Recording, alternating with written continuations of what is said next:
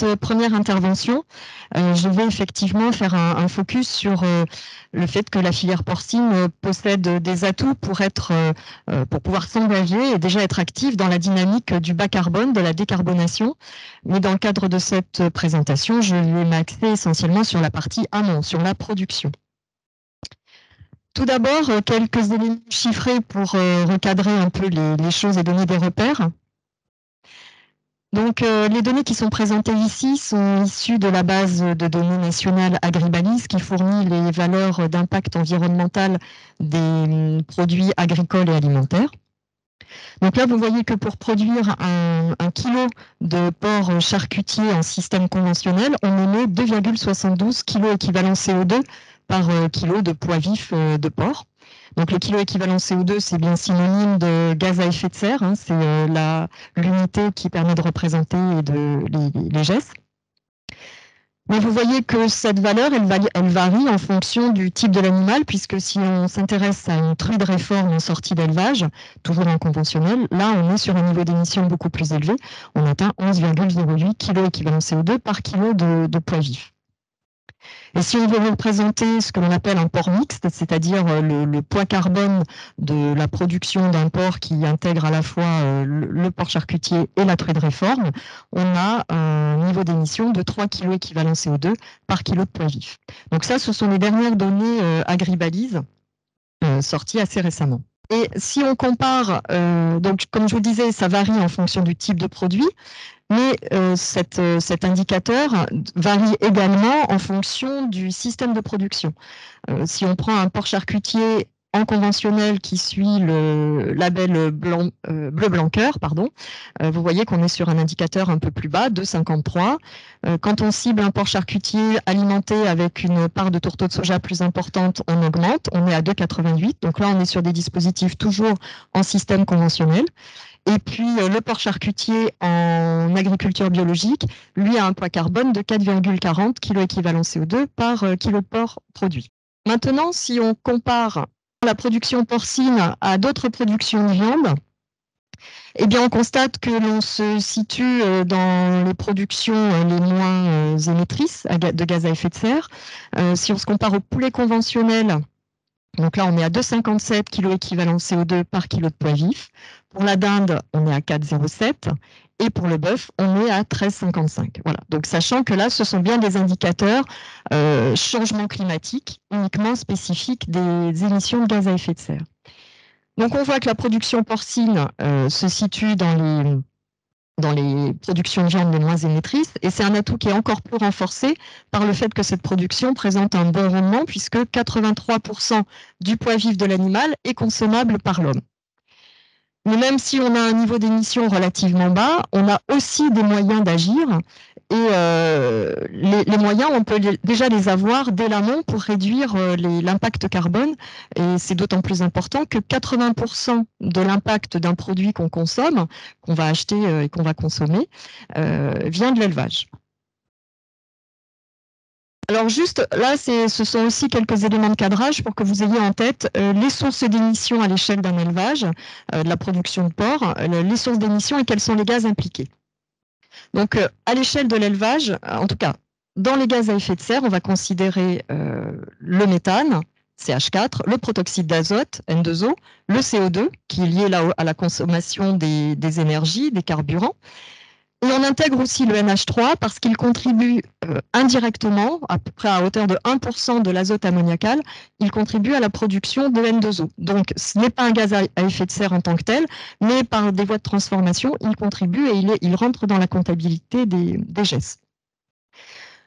Quand on regarde un élevage, on va considérer, donc là dans la partie bleue, tout ce que l'on appelle des émissions directes, donc ce qui va se passer au niveau de l'élevage proprement dit. Et là, vous le voyez sur le petit camembert qui est sur la droite, donc c'est ce qu'on appelle les émissions directes, et en grande majorité, ce sont des émissions de méthane liées à la gestion des effluents.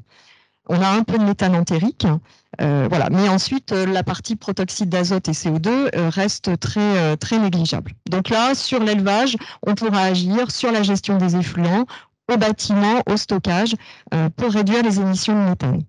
Mais quand on s'intéresse aux gaz à effet de serre, il ne faut pas uniquement prendre les émissions directes liées à l'exploitation, il faut aussi considérer tous les intrants dans le système. Donc, on va s'intéresser aussi aux impacts des matières premières qui vont rentrer dans l'aliment et aussi prendre en compte la fabrication de l'aliment. Et on va aussi prendre en compte le poids carbone de tous les autres intrants, donc les consommations d'énergie, la paille si on en achète, les porcelets si on a affaire à un engraisseur. Enfin voilà, tout ce qui va rentrer dans l'élevage, on va aussi le prendre en compte. C'est ce que l'on appelle les émissions indirectes. Et pour les émissions indirectes, on est là sur des gaz majoritaires qui sont différents, puisqu'on va surtout avoir le protoxyde d'azote qui, lui, est associé aux engrais utilisés, donc la production des engrais et les engrais utilisés pour produire les matières premières, et puis aussi le CO2 relatif à l'usage des carburants, la consommation d'électricité. Voilà. Donc vous voyez qu'on a en fait deux postes majoritaires d'émissions, la gestion des effluents et l'alimentation. Et là, je ne l'ai pas présenté sur ce graphique, mais il faut en gros avoir en tête que ces deux postes représentent à peu près 50% l'un et l'autre d'un bilan carbone d'un kilo de porc. Donc, si on veut agir pour réduire l'impact carbone d'un kilo de porc, même si on est déjà relativement bas, on peut encore faire des efforts et on a des leviers aujourd'hui qui existent à l'échelle de la production, de la filière, des leviers qui vont être performants, pour certains en tout cas, et qui ont aussi pour certains l'avantage d'être pérennes. Et donc, comme je vous le disais, les effluents, c'est un poste majeur d'émission. Et aujourd'hui, eh bien, on peut agir via la méthanisation pour réduire les émissions de méthane. Donc, vous voyez là sur la deuxième ligne, on est dans les simulations qu'on a pu faire, l'unité de méthanisation permet de réduire de 10 à 15% les émissions totales de l'exploitation, enfin de l'élevage. Et si on combine ce dispositif de méthanisation avec des dispositifs d'évacuation fréquente des effluents du bâtiment, eh bien, on peut augmenter cette efficacité de 20 à 25%. On peut agir également sur l'alimentation. Donc, plusieurs approches. Soit on va réduire l'impact carbone de l'aliment qu'on achète. Et là, on joue, alors ce n'est pas l'éleveur en tant que tel qui va forcément pouvoir avoir la main là-dessus, mais les fabricants d'aliments. Donc, on va utiliser des matières premières moins impactantes, plus locales, des matières premières plus de coproduits, en tout cas des matières premières qui auront moins d'impact que la matière première brute. Donc ça, on va réduire l'impact carbone de l'aliment qu'on achète. Et l'éleveur, lui, par contre, peut aussi adapter l'alimentation, c'est-à-dire augmenter le nombre de phases pour arriver au plus juste, pour couvrir au plus juste avec l'aliment les besoins de l'animal, donc ne pas trop consommer ce qu'il faut. On peut aussi jouer sur la digestibilité des aliments pour valoriser au maximum l'aliment ingéré. Donc en fait, il y a tout un ensemble de leviers. Et vous voyez ici, dans les simulations, eh bien l'alimentation, en fonction des situations, peut permettre de réduire de 2 à 10% en fonction des leviers actionnés. Bien sûr, tout ça dépend aussi de la situation de départ de l'éleveur. L'éleveur pourra aussi améliorer ses performances techniques, notamment baisser, par exemple, l'indice de consommation. S'il baisse sa quantité d'aliments consommés, forcément, il baissera aussi l'impact carbone de son élevage. On pourra agir sur la gestion de l'air. Alors là, typiquement, la gestion de l'air, ça va cibler l'ammoniac, le NH3. Donc, on n'agit pas nécessairement sur des gaz à effet de serre, mais comme je vous le disais, le NH3 l'ammoniac contribue à la production de protoxyde d'azote. Et enfin, on peut aussi agir sur les consommations d'énergie, donc en utilisant des dispositifs économes en énergie, valoriser la chaleur qui peut être produite à l'échelle de l'élevage par des dispositifs de méthanisation. On peut aussi produire de l'énergie renouvelable, donc soit par des dispositifs méthanisation, mais aussi photovoltaïques. Voilà, donc là, on est sur des abattements qui sont plus réduits, inférieurs à 2%, aussi parce que ce ne sont pas des postes majeurs dans le bilan global d'impact carbone du porc. Mais ça reste, si on cumule, comme ce sont des dispositifs qui peuvent se cumuler, au final, on peut réussir à réduire de façon notable l'impact carbone de la production de porc. Quand on veut, donc on sait qu'on a des leviers, et il faut qu'on soit capable aussi d'évaluer les performances environnementales de son élevage. L'idée est aussi qu'à terme, on puisse construire un plan d'amélioration pour prévoir sur l'avenir les objectifs attendus. L'IFIP a créé, il y a déjà quelques années, un outil donc, qui a mis à disposition de la filière un outil d'aide à la décision, un outil d'évaluation des performances environnementales qui s'appelle JEEP, qui a été créé en 2014 et qui avait d'ailleurs à l'époque bénéficié d'un prix InnovSpace. C'est un outil qui est aujourd'hui de plus en plus déployé sur le terrain. On arrive, alors on est monté en puissance là, et notamment depuis les 2-3 dernières années avec la problématique de décarbonation. On est aujourd'hui à un peu plus de 800 éleveurs inscrits, 150 relais. Donc les relais, ce sont des conseillers qui viennent accompagner les éleveurs, donc qui ont été formés. Et l'avantage de cet outil, c'est qu'il est directement connecté à la GTE. La GTE, c'est l'outil de gestion technico-économique des élevages porcins. Ce qui fait que pour l'éleveur, il y a déjà tout un ensemble de données qui sont collectées. Donc, c'est un gain de temps. Et puis, pour nous, pour l'outil, ça sécurise aussi la fiabilité de ces informations, de ces données d'entrée. Pour que JEEP puisse être compatible avec tous les leviers qui aujourd'hui sont à disposition des éleveurs, JEEP a évolué en 2023, pardon. Donc il devient plus précis et il est sensible à plus de leviers de décarbonation. Donc là, on est dans une phase d'ajustement pour la partie méthanisation, donc qui devrait être disponible sur l'outil très prochainement, sachant que l'outil est disponible sur une interface web. Et pour l'alimentation, comme vous l'avez vu, hein, c'est un des postes importants. Donc, si on veut pouvoir faire des plans d'amélioration, il faut qu'on puisse avoir la main sur la composition de l'aliment. Et les facteurs de variation qui sont pris en compte pour l'alimentation, ça pourra être les performances techniques de l'animal, puisqu'on est connecté à la GTE. Donc, si l'éleveur veut réduire son indice de consommation, il pourra aussi le prendre en compte dans l'outil.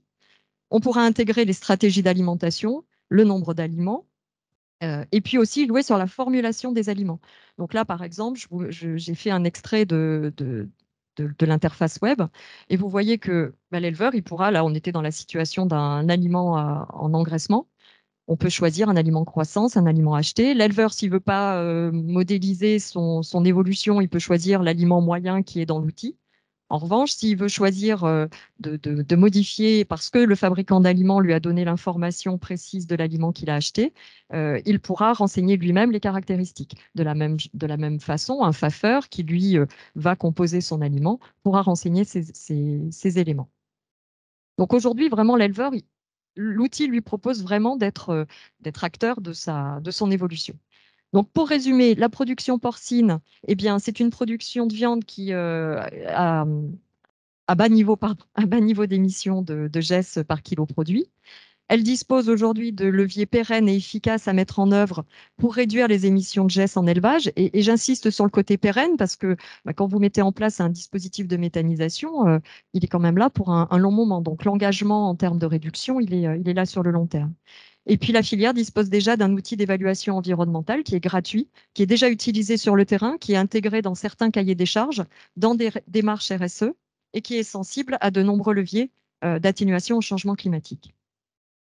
Et bien sûr, on est toujours, là c'était un peu le bilan des points positifs, mais des évolutions sont bien sûr aussi toujours possibles et attendues. Donc l'outil JEEP, bien sûr, il est disponible, mais l'éleveur doit avoir en main des données qui vont, enfin, pour renseigner cet outil, il faudra que les données soient précises, fiables et homogènes. Donc il faut vraiment qu'on ait une harmonisation dans nos différentes bases, notamment, alors aujourd'hui, il y a une démarche qui est engagée, notamment par le SNIA et la coopération agricole, pour avoir une harmonisation chez les fabricants d'aliments pour calculer l'impact carbone de l'aliment fourni. Il faut aussi, au niveau des filières animales, qu'on ait qu'on ait les mêmes références, qu'on soit homogène dans notre façon de comptabiliser les émissions de GES. Et on travaille actuellement avec l'IDEL et leur outil CAP2ER sur l'interopérabilité de nos outils de calcul pour que, dans quelques temps, 2024, un éleveur ait à sa disposition un seul outil pour évaluer à l'échelle de son exploitation, en prenant en compte tous les ateliers s'il le souhaite, puisse évaluer l'impact carbone de son exploitation. JEEP, aujourd'hui, dans son évolution, il est valorisable, il est compatible avec le cadre du label bas carbone, en tout cas de la méthode label bas carbone que l'IFIP construit pour la filière porcine. Alors, je mets un point d'interrogation parce qu'aujourd'hui, la méthode est en stand-by. Voilà, on a des points de désaccord, en tout cas avec le ministère, sur le contenu et en tout cas des critères d'éligibilité sur ce point. Donc, elle n'est pas du tout arrêtée, mais elle sera, voilà, elle est pour l'instant, elle est en stand-by. Et l'important, c'est qu'effectivement, on accompagne les éleveurs aussi sur des plans d'atténuation au changement climatique. Donc, il faut les informer, il faut les conseiller. Pour que l'éleveur puisse évoluer, il faut aussi qu'il puisse se positionner par rapport à des références. Donc, c'est important d'avoir un ensemble de données et qu'on puisse aussi suivre et valoriser les efforts fournis par les éleveurs. Donc, nous, aujourd'hui, là, à l'IFIP, toutes les données qui sont collectées dans le réseau JIP, il y a une charte de confidentialité. Donc, aujourd'hui, elles ne sont pas diffusables, ces données. Et on travaille là avec les utilisateurs, tous les éleveurs et les conseillers, voilà, à donner un cadre quand même de diffusion de ces données pour qu'on informe aussi des efforts faits par les éleveurs porcins. Donc, JIP va aussi devenir un outil de simulation des plans d'action. Donc là, c'est en cours de finalisation. Donc là, cet outil lui permet aujourd'hui à l'éleveur de calculer ses émissions, mais il pourra totalement définir des scénarios et obtenir l'ensemble des informations pour prévoir son plan d'amélioration.